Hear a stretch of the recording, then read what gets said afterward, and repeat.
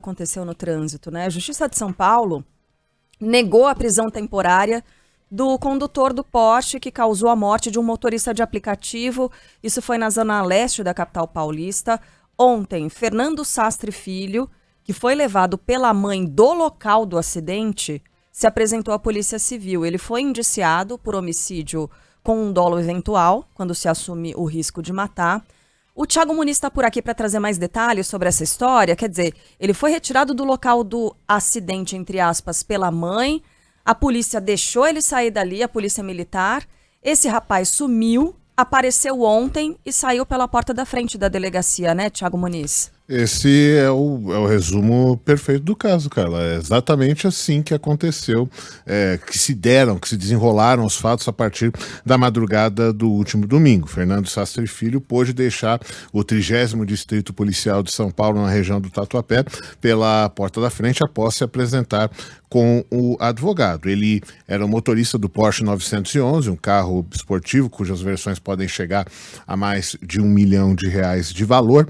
Ele dirigia esse veículo com uma pessoa no banco do passageiro e acertou em cheio a traseira de um Renault Sandero que era dirigido pelo motorista de aplicativo Ornaldo da Silva Viana. Com a força do impacto, o Sandero ficou completamente destruído, a parte de trás. O Porsche também ficou bastante danificado.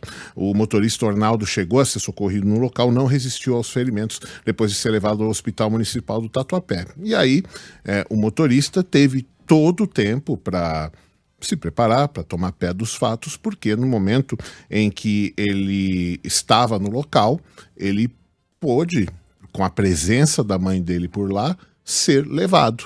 É citado no boletim de ocorrência que ele, então, teria sido levado a uma unidade do Hospital São Luís, porque teria um ferimento na boca, e então, quando depois a polícia decidiu ir atrás dele para verificar se ele tinha álcool na corrente sanguínea e tomar a versão dele, ele não foi encontrado nem nesta unidade do hospital e nem em outras da rede.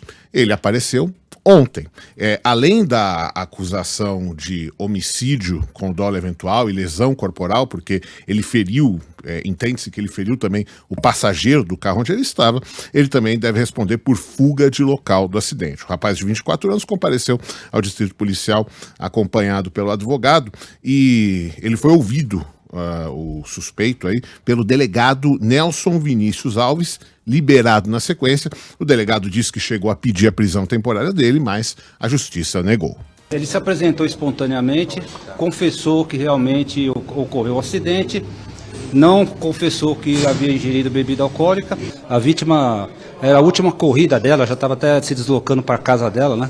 E infelizmente aconteceu esse incidente, que a pessoa usar o carro como uma arma. Para mim isso aí é intolerável, né? Tava indo pra casa já o motorista. Puxa, esse detalhe ainda deixa a história ainda, né? Aumenta a tragédia. Ai, cara, e eu ouvi o filho dele ontem falando. É terrível. Nós vamos ouvi-lo daqui a pouco, novamente, Sheila. Esse caso, a gente lembra, aconteceu numa avenida bastante movimentada da zona leste de São Paulo, a Salim Faramaluf, cujo limite de velocidade é de 50 km por hora. Haverá ainda a realização de perícia para saber exatamente a velocidade pela qual o carro trafegava. Mas quem já viu a imagem, quem acompanha o YouTube da Band News FM, pode verificar que é muito provável que o Porsche estivesse acima do limite da velocidade. De acordo com testemunhas, o carro perdeu o controle ao fazer uma ultrapassagem em alta velocidade e então atingiu a traseira do carro de Ornaldo da Silva Viana. O corpo dele foi enterrado ontem em Guarulhos, na região metropolitana de São Paulo, sob forte emoção de parentes e amigos, entre eles o filho dele, Lucas Viana. O pai era uma pessoa alegre, sorridente. Todo mundo que conhecia eles, assim, ficou assim chocado, arrasado. A gente só quer justiça, entendeu? Que tudo seja esclarecido, que assim ele pague pelo que ele fez. A gente quer justiça, é isso que a gente quer, cara. Meu pai, não merecia isso. Um amigo de Fernando Sastre Filho, como eu disse, estava dentro do veículo junto com ele, foi levado ao hospital, mas não há informações sobre o estado de saúde dele. A gente lembra que o condutor do Porsche, o Fernando, foi retirado do local do acidente pela mãe, mesmo com a presença de policiais militares que preservavam o local naquele momento. Repetindo, a mulher alegou que levaria o rapaz para atendimento médico, mas levou para um local ignorado, porque não estava no local que ela teria indicado às autoridades. Ela também foi ouvida no dia de ontem. A perícia deve revelar qual era a velocidade do carro no momento do acidente. A respeito desse fato de ele ter podido sair com a ajuda da mãe, a Polícia Militar diz que abriu uma investigação por meio da Corregedoria para entender por que essa liberação ocorreu efetivamente. O procedimento feito dessa maneira impossibilitou a realização do teste do bafômetro para saber se o empresário estava alcoolizado. Agora, ontem, quando ele compareceu, ele já não tinha nenhum sinal de que teria consumido bebida alcoólica. Aí já era, né? E nem o tempo passou. E nem o ferimento na boca. Eu também fiquei reparando isso ontem. Fiquei prestando atenção pra ver se mas, tinha. gente, mas será que ele tava com, abriu o lábio, alguma coisa? Pelo menos nada visível, né? A não Nada ser que seja aquele pudesse... ferimento interno de quando o dente bate na gengiva, Não mas tem nem isso não é inchaço, exatamente parece. um motivo suficiente para você abandonar uma cena de crime, né? Agora, a polícia, nessa mesma nota, chegou a indicar que, num primeiro momento, o entendimento dos policiais teria sido de que ele também era vítima, que não tinha entendido a dinâmica ali do acidente, que não tinha entendido que ele teria sido o causador. Por isso, esse tratamento. Será que essa explicação é definitiva? A apuração está em andamento. Mas será que foi exatamente essa circunstância, né? É claro que levanta suspeita, levanta dúvida sobre por que houve a liberação, sobre por que a polícia permitiu que eles deixassem ali o local. Mas, enfim, apuração em andamento para saber sobre a conduta dos policiais envolvidos nesse atendimento. Só que de um lado a gente tem um ricaço que estava voando com o carrão e de outro lado uma pessoa que estava trabalhando e perdeu a vida e deixou uma família órfã. E do lado do ricaço, e aqui não vai uma guerra de classes, que o rico tem mais é que se ferrar mesmo, não é isso não. Só que o cara fugiu. Ele fugiu. Duas prerrogativas para você determinar uma prisão preventiva são o risco de fuga e a possibilidade de que a pessoa atrapalhe as investigações. Ele numa tacada só fez as duas coisas. Ele atrapalhou as investigações porque agora é impossível saber se ele estava ou não alcoolizado, o que é um dado importante nas investigações sobre o que aconteceu, e fugiu. Do flagrante. Ele fugiu do flagrante. Ah, mas ele estava confuso. Cara, desculpa. Confuso fico eu quando assisto o filme iraniano. Esse cara é um adulto. Ele estava confuso, ele tinha uma outra adulta ao lado dele. Que chegou era a mamãe. assim, né? Que chegou. Exato. Deu tempo de ela chegar. Quer Deu dizer, a tempo, polícia sem não confusão entendeu nenhuma. Ela estava a confusa dinâmica. também? Que papo é esse de confuso? Quando é que o pobre no Brasil tem essa prerrogativa aí? Quando é que o pobre tem a sua mão afagada pela cabeça do Estado e fala, tadinho, ele estava confuso? É o contrário. Então a gente não vai. Exato. O pobre tem a mão do Estado dando uma porrada na nuca, quando não apertando o gatilho contra a sua cara.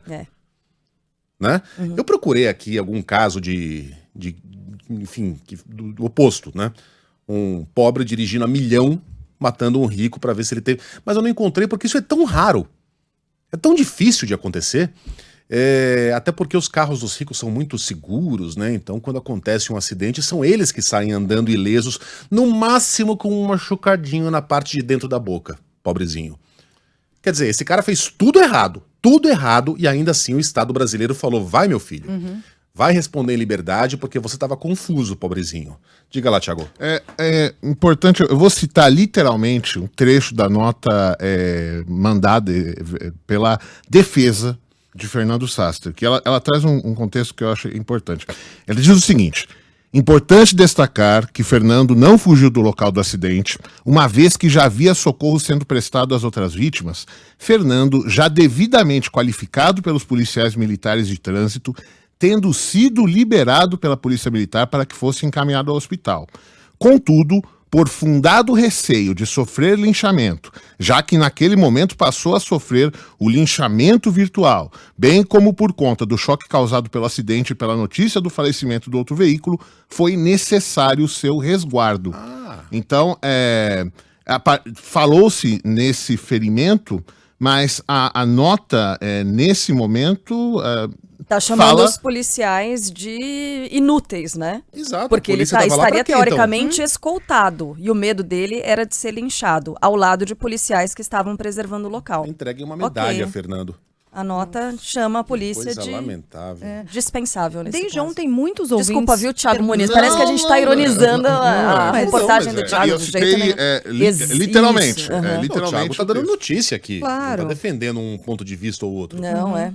É que nem a Mônica falou ontem. Você é jornalista do bem ou do mal? Eu sou Eu jornalista. sou jornalista, é. E até para colocar que a defesa do Fernando está colocando, imputando uma conduta à polícia militar no local.